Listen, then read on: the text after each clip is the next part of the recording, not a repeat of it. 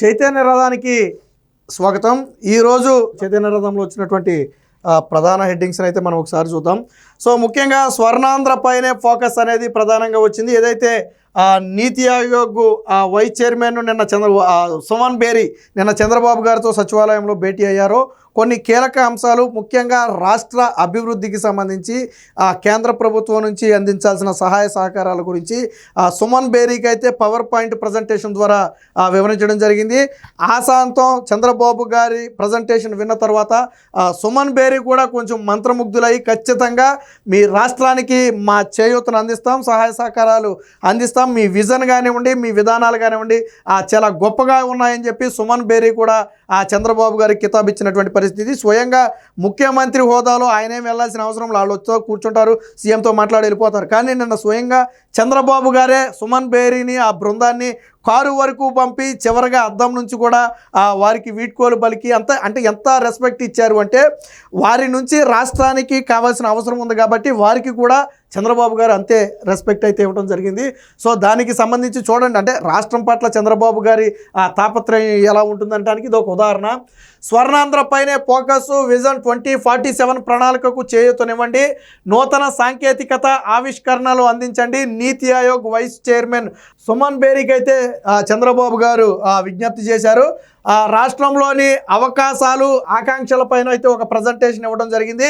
అభివృద్ధిలో భాగమవుతామని చెప్పి ఆయన కూడా చెప్పడం జరిగింది. నిన్న చంద్రబాబు గారు ముఖ్యంగా ఏదైతే స్వర్ణాంధ్ర 2047 యొక్క లక్ష్యాలు ఉన్నాయో వాటిని చాలా స్పష్టంగా చెప్పడం జరిగింది.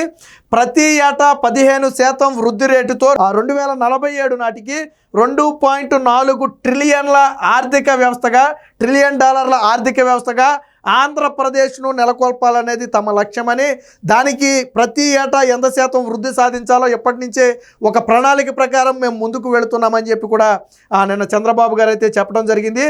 సో తద్వారా $42,000 తలసరి ఆదాయాన్ని రాష్ట్ర ప్రభుత్వం అయితే సమకూర్చుకోబోతుందని, దీనివల్ల దేశం కూడా ఏదైతే వికసిత భారత్ ఉందో 2047 వికసిత భారత్ ఉందో దీనిలో ఏపీనే ఒక మోడల్ స్టేట్గా, నెంబర్ 1 స్టేట్గా చేయాలనే ఉద్దేశంతో చంద్రబాబు గారు పనిచేస్తున్నట్టుగా తెలిపారు. సో చంద్రబాబు గారి లక్ష్యాలు కానివ్వండి, ఆయన పవర్ పాయింట్ ప్రజెంటేషన్ కానివ్వండి, సుమన్ బేరీ గారికి కూడా కొంచెం మంత్రముగ్ధం చేసింది. మీకు గతంలో కూడా చంద్రబాబు గారు దావోస్ సమావేశాల్లో కూడా స్వయంగా ఆయనే పవర్ పాయింట్ ప్రజెంటేషన్ ఇస్తారు.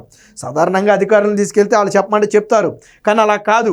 చంద్రబాబు గారు అంటే ఒక రాష్ట్రానికి అధినేతే స్వయంగా ఒక కర్ర పట్టుకుని టీవీ మీద పవర్ పాయింట్ ప్రజెంటేషన్ ఇచ్చి మా దగ్గర ఉన్న వనరులు ఇవి, మా దగ్గర ఉన్న పోర్ట్లు ఇవి, మా దగ్గర ఉన్న రోడ్డు కనెక్షన్లు ఇవి, మా దగ్గర ఉన్న ఎయిర్పోర్ట్లు ఇవి, లేదా మా దగ్గర ఉన్నటువంటి స్కిల్డ్ పర్సన్స్ వీళ్ళు, ఇలాంటి ప్రాంతంలో మీరు పెట్టుబడులు పెట్టాలి, ఇదైతే మీకు అనుకూలంగా ఉంటుందని స్వయంగా చంద్రబాబు గారే పవర్ పాయింట్ ప్రజెంట్ చేస్తారు. ఇప్పుడు నిన్న సుమన్ బేరీకి కూడా స్వయంగా చంద్రబాబు గారే పవర్ పాయింట్ ప్రజెంటేషన్ ఇవ్వడంతో పాటు ఏదైతే స్వర్ణాంధ్ర 2047కి సంబంధించి ఒక బుక్ ఉందో ఆ బుక్ని కూడా బృందానికి అయితే ఇచ్చారు. ఈ కార్యక్రమంలో ఆర్థిక శాఖ మంత్రి పయ్యావులు కూడా పాల్గొనడం జరిగింది.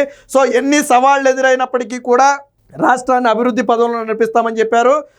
దేశంలో ఏపీ 3వ అతిపెద్ద తీర ప్రాంతం కలిగి ఉందని, పోర్టులు, రైల్వేలు, అలాగే హైవేలతో అతిపెద్ద కనెక్టివిటీ, 3 ఇండస్ట్రియల్ కారిడార్లు, తూర్పు ఆగ్నేషియాకు గేట్వే కావడం, పునరుత్పాదక డేటా టెక్నాలజీలో పెట్టుబడులు అందించడం, ఇవన్నీ కూడా ఆంధ్రప్రదేశ్కు సానుకూల అంశాలని చెప్పి చెప్పడం జరిగింది. అలాగే 3 గ్రోత్ హబ్లు, దేశంలోని 4 గ్రోత్ హబ్లలో ఒకటిగా ఉన్న విశాఖపట్నం ఎకనామిక్ రీజనల్తో పాటు తిరుపతి, అమరావతి రీజనల్ గ్రోత్ హబ్బులుగా మలిచేందుకు నీతి ఆయోగ్కు సహకారం అందించాలని చెప్పి కూడా నిన్న చంద్రబాబు గారు అయితే చెప్పడం జరిగింది. సో కారు వద్దకు వెళ్ళి మరీ వీడ్కోలు. హైదరాబాద్లో తాను అభివృద్ధి చేసిన జినోమ్ వ్యాలీలో ఇప్పుడు 700 కంపెనీలు కార్యకలాపాలు నిర్వహిస్తున్నాయని చంద్రబాబు గారు గుర్తు చేశారు. ఇదే స్ఫూర్తితో అత్యుత్తమ పాలసీను ఏపీలో అమలు చేయాలనేది తమ విధానం అని చెప్పారు. 2029 కల్లా రాష్ట్రంలో ప్రస్తుతం ఉన్న డీజిల్ బస్సుల స్థానంలో 11,000కు పైగా ఈవీ బస్సులను ప్రవేశపెట్టాలని భావిస్తున్నట్టు, ఆ దశగా చర్యలు కూడా చేపట్టినట్టుగా చెప్పారు. అలాగే రాష్ట్రంలోని అన్ని బస్ స్టేషన్ల పైన రూఫ్ టాప్ సోలార్ పవర్ యూనిట్లను ఏర్పాటు చేయాలనే ఆలోచనలో ఉన్నట్టుగా కూడా వచ్చారు. ఇక సచివాలయానికి తొలిసారి వచ్చినటువంటి సుమన్ బేరీకి ఘనంగా స్వాగతం పలకటమే కాకుండా సమావేశం అనంతరం ఆయన తిరిగి వెళ్ళేటప్పుడు కారు వద్దకు వెళ్ళి ఇక్కడ చూడొచ్చు చూడొచ్చు నమస్కారం చెప్పి మరి వాళ్ళకైతే వీడ్కోలు అయితే పలకడం జరిగింది. సో చంద్రబాబు గారికి రాష్ట్ర అభివృద్ధి మీద ఎంత చిత్తశుద్ధి ఉంది, ఎంత లక్ష్యం ఉందనేది చూడండి. ఇప్పుడు నీతి ఆయోగ్ అనేది మన రాష్ట్ర ప్రభుత్వానికి ఎంత సహకరిస్తే అది అంత సహకారం అవుతుంది. ఖచ్చితంగా కేంద్ర ప్రభుత్వానికి నివేదించేటప్పుడు వారి నివేదికలో రాష్ట్ర అభివృద్ధికి ఉన్న అవకాశాలను వివరించడంతో పాటు వీరికి ఇది నీడ్ ఉంది, ఇది ఇస్తే డెవలప్మెంట్ బాగుంటుంది, దేశానికి కూడా ఉపయోగకరంగా ఉంటుందని కొన్ని సూచనలు సలహాలు నీతి ఆయోగ్ చేయాల్సి ఉంటుంది. సో కాబట్టే నీతి ఆయోగ్ని సగౌరవంగా తీసుకురావడంతో పాటు ఉన్న అవకాశాలన్నిటినీ పోసగుచ్చినట్టుగా వివరించి తిరిగి ఘనంగా వీడ్కోలు పలికైతే పంపడం జరిగింది. ఇది అదే జగన్మోహన్ రెడ్డి లాంటి వ్యక్తి అక్కడ ఉండుంటే వాళ్ళు వచ్చాక అరగంటకో గంటకో వద్దుడు కూర్చుండ్రు, ఒక 5 నిమిషాలు ఇక పక్కపక్క నవ్వేదుడు, అధికారులు ఏదైనా చెప్తారు, లేకపోతే లేదు, తర్వాత వీళ్ళ దారిని వీళ్ళు వెళ్ళిపోవటమే. సో జగన్మోహన్ రెడ్డి ఉంటే అది జరిగి ఉండేది. బట్ ఇక్కడ ఉన్నది చంద్రబాబు గారు కాబట్టి ఒక పక్కా ప్రణాళికతో వారికి ఏం వివరించాలి, మన రాష్ట్రానికి ఏం నీడ్ ఉంది అనేది చాలా స్పష్టంగా నిర్ణయించుకుని వారిని అయితే అడగటం జరిగింది. ఇక నెక్స్ట్ వార్త వచ్చేటప్పటికి మన విధానం పీపుల్స్ ఫస్ట్. విధ్వంస రాష్ట్రాల్లో ఫలితాలు చూడాలంటే వేగం అవసరం, ఫైళ్ల క్లియరెన్స్లో ర్యాంకులు అనేవి పోటీతత్వాన్ని పెంచడానికేనని చెప్పారు. ఒకరు ఎక్కువ ఇంకొకరు తక్కువ అనే భావన ఇందులో ఏమీ లేదని చెప్పారు. నా స్థానాన్ని నేను కూడా మెరుగుపరుచుకోవాల్సి ఉందని చెప్పి చంద్రబాబు గారే స్వయంగా చెప్పడం జరిగింది. సానుకూల దృక్పథమే ప్రగతి శిఖరాలకు దారి అని చెప్పి ఎక్స్ వేదికగా చంద్రబాబు గారు అయితే చెప్పడం జరిగింది. సో మంత్రులందరికీ కూడా ర్యాంకింగ్స్ ఇచ్చారు, మనందరికీ తెలుసు. అందులో అబ్దుల్ ఫరూక్ ఎవరైతే న్యాయశాఖ మంత్రి ఉన్నారో ఆయన ప్రథమ స్థానంలో ఉన్నారు. సో ఎందుకనంటే ఫైల్స్ క్లియరెన్స్ అంటే వేగం, పని ఎంత వేగంగా చేస్తున్నారనడానికి ఇది ఒక నిదర్శనం. కేవలం ఇది పోటీతత్వం కోసమే తప్ప ఏదో క్లియర్ చేసిన వాళ్ళు మంచోళ్ళు, చేయనోళ్ళు చెడ్డోళ్ళు అనే ఉద్దేశం లేదని చెప్పి చంద్రబాబు గారే నేను ఇంకా నన్ను కొద్దిగా మెరుగుపరచుకోవాలి, నేను కూడా కొన్ని క్లియర్ చేయాలని చెప్పి ఆయన కూడా చెప్పుకున్నటువంటి పరిస్థితి. సో దీనికి సంబంధించి నేను చంద్రబాబు గారు అయితే మాట్లాడటం జరిగింది. ఇక సాగులో 30% వృద్ధి, రాష్ట్ర వ్యవసాయ అనుబంధ రంగాల్లో రానున్న 5 ఏళ్లలో 30% వృద్ధి రేటు సాధించటమే లక్ష్యంగా చంద్రబాబు గారు నిర్ణయాలు తీసుకున్నారని చెప్పి వ్యవసాయ శాఖ మంత్రిగా ఉన్నటువంటి అచ్చెన్నాయుడు అయితే చెప్పడం జరిగింది. దీనికి సంబంధించి మొత్తం వివరాలన్నింటినీ కూడా ప్రజల ముందు జరిగింది. మొత్తంగా 18 లక్షల హెక్టార్లలో ఉద్యాన పంటలు సాగులో ఉన్నాయని, దాదాపుగా 1.52 లక్షల కోట్ల స్థూల విలువ ఆధారిత ఆదాయం దాని ద్వారా వస్తుందని కూడా చెప్పడం జరిగింది. అలాగే ఖరీఫ్ రబీల్లో వ్యవసాయం అనేది అంటే పెంచడం కోసం ఏదైతే నీటి సౌకర్యం లేకుండా వేయకుండా వదిలేస్తున్నారో వాటిని కూడా సాగులోకి తీసుకురావడానికి ప్రణాళిక సిద్ధం చేసినట్టుగా చెప్పారు. ఇక 5 ఏళ్లలో లక్ష్యాన్ని చేరుకోవాలన్న చంద్రబాబు వ్యవసాయ అనుబంధ రంగాల్లో ప్రగతికి కీలక నిర్ణయాలు, ఉద్యాన పంటల ప్రోత్సాహానికి సిద్ధమైన ప్రణాళిక, NREGF నిధుల వినియోగం పైన కూడా ఆదేశాలు. ఇక ఏటా 3 పంటలకు నీళ్ళు ఇవ్వడానికి సన్నాహాలు. ఇది ఖచ్చితంగా రైతులకు ఒక వరం. వాస్తవానికి కొన్ని ప్రాంతాల్లో 1 పంట, మరి కొన్ని ప్రాంతాల్లో 2 పంటలు పండుతున్నాయి. బట్ 3వ పంటకు కూడా నీళ్లు ఇవ్వాలని చెప్పి ఒక నిర్ణయానికి అయితే వచ్చారు. దీనివల్ల వ్యవసాయం అభివృద్ధి చెందడంతో పాటు వ్యవసాయం ద్వారా వచ్చే ఆదాయం కూడా ఖచ్చితంగా పెరుగుతుంది, వారి జీవనోపాధి కూడా మెరుగుపడుతుంది అనేది దీని ముఖ్య లక్ష్యం. సో సూక్ష్మ పోషకాలు, సాయిల్ పరీక్షలపైన కూడా సుదీర్ఘ చర్చ, అనుబంధ రంగాల నుంచి డ్వాక్రాలకు ఆదాయ మార్గాలు మీడియాకు వెల్లడించిన మంత్రి అచ్చెన్న. ఇదే సమయంలో వ్యవసాయ అనుబంధ రంగాల నుంచి డ్వాక్రా మహిళలకు కూడా కొంచెం ఆదాయం వచ్చే విధంగా ప్రణాళిక సిద్ధం చేస్తున్నారు. అంటే కొన్ని వ్యవసాయ ఉత్పత్తులను డ్వాక్రా మహిళల చేతుల్లో పెట్టి వాటి ద్వారా ఏదైనా అవకాశం ఉన్న అంటే ఒక పరిశ్రమలో చిన్న పరిశ్రమలో లేదా వారి చేతుల నుంచి ఎక్స్పోర్ట్ చేయడం, ఇలాగా డ్వాక్రా మహిళలకు కూడా ఆదాయం వచ్చే విధంగా ప్రణాళికలు అయితే సిద్ధం చేస్తున్నట్టుగా చెప్పారు. ఇవి నిన్న మంత్రివర్గ నిర్ణయాలకు సంబంధించి. ఇక నిన్న ఒక సంచలన నిర్ణయం అయితే రాష్ట్ర ప్రభుత్వం తీసుకుందని చెప్పొచ్చు. గతంలో ఎన్నడూ లేని విధంగా ఇంటర్మీడియట్ హాల్ టికెట్లను ఈసారి వాట్సాప్లోనే డౌన్లోడ్ చేసుకోవచ్చు. సో దానికి సంబంధించి నిన్న స్వయంగా నారా లోకేషే చెప్పడం జరిగింది. దానికి సంబంధించి ఎలా డౌన్లోడ్ చేసుకోవాలనేది కూడా వీడియో రూపంలో సోషల్ మీడియాలో ప్రజెంటేషన్ జరిగింది.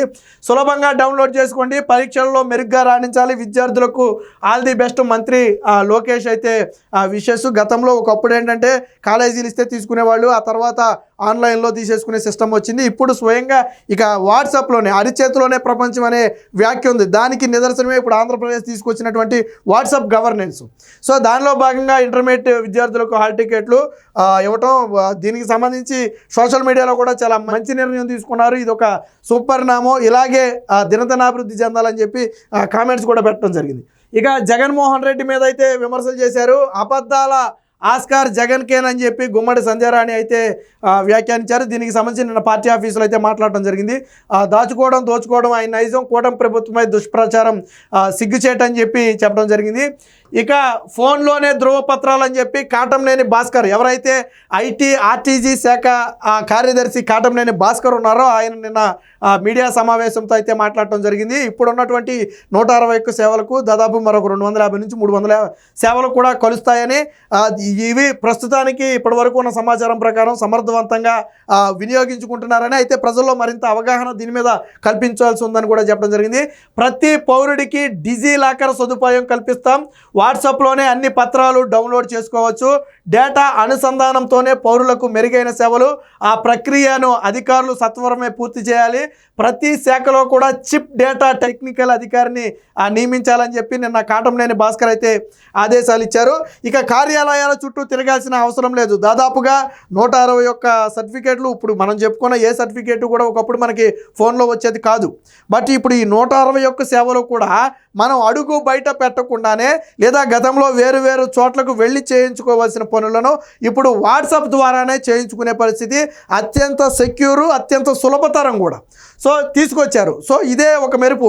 దీంతో పాటు మరిన్ని సేవలను కూడా యాడ్ చేస్తామని చెప్పి స్వయంగా చంద్రబాబు గారు, లోకేష్ చెప్పడం జరిగింది. నిన్న కాటంనేని భాస్కర్ కూడా అదే విషయాన్ని చెప్పాడు. అంటే రానున్న రోజుల్లో మీకు కావాల్సిన అన్ని ధృవపత్రాలను మీరు వాట్సాప్ నుంచే పొందవచ్చు.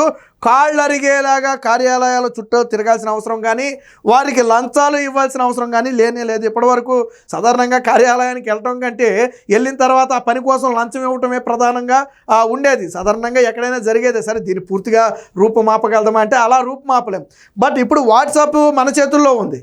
సో కాబట్టి మన చేతితో మనమే డౌన్లోడ్ చేసుకోవచ్చు. ఒక అధికారితో మనకు ఎటువంటి పని లేదు. వాటిని ఫైనల్గా అక్కడ ధృవీకరించి మనకు అప్రూవ్ చేయాల్సిన బాధ్యత గవర్నమెంట్ అధికారుల మీద ఉంటుంది. సో ఇదొక ఖచ్చితంగా మంచి నిర్ణయం అని చెప్పి చెప్పవచ్చు. ఇక అబద్ధాలు అసత్యాలే జగన్ అజెండా అని చెప్పి జగన్ ప్రెస్ మీట్ పైన విమర్శలు అయితే టీడీపీ రాష్ట్ర అధ్యక్షుడు పల్లా అయితే చేయడం జరిగింది. విశ్వసనీయతకు అర్థం తెలియని విధ్వంస పాలకుడు ప్రజా తీర్పును అపహాస్యం చేస్తున్నాడని చెప్పి 5 ఏళ్లలో పూర్తిగా దోచుకున్నారని చెప్పి అయితే పల్లా శ్రీనివాస్ అయితే ధ్వజమెత్తడం జరిగింది. ఇక అదే జగన్ మీద తుగ్లక్ను మరిపించి 5 ఏళ్లు పిచ్చి పాలన చేశారని చెప్పి నిమ్మల రామానాయుడు కూడా జగన్మోహన్ రెడ్డి మీద అయితే విమర్శలు చేశారు. పోలవరాన్ని రివర్స్ టెండరింగ్ పేరుతో పోలవరాన్ని భ్రష్టు పట్టించారని కూడా ఆయన చెప్పడం జరిగింది. ఇక మంగళగిరి ఎయిమ్స్ అభివృద్ధికి పూర్తి సహకారం అందిస్తామని చెప్పి వైద్య ఆరోగ్య శాఖ మంత్రి సత్యకుమార్ అయితే హామీ ఇవ్వడం జరిగింది. ఇప్పుడే దానికి సంబంధించి పూర్తి సౌకర్యాలు కల్పిస్తామని గతంలో చంద్రబాబు గారు కూడా హామీ ఇచ్చారు. దానికి సంబంధించి అయితే ఉంది. ఏపీకి రావాల్సిన నిధులు విడుదల చేయాలని చెప్పి కేంద్ర మంత్రి వీరేంద్ర కుమార్ని అయితే మంత్రి డోలా అయితే కలిసి విన్నవించుకున్నారు ఢిల్లీలో. దానికి సంబంధించి అయితే ఒక వార్త వచ్చింది.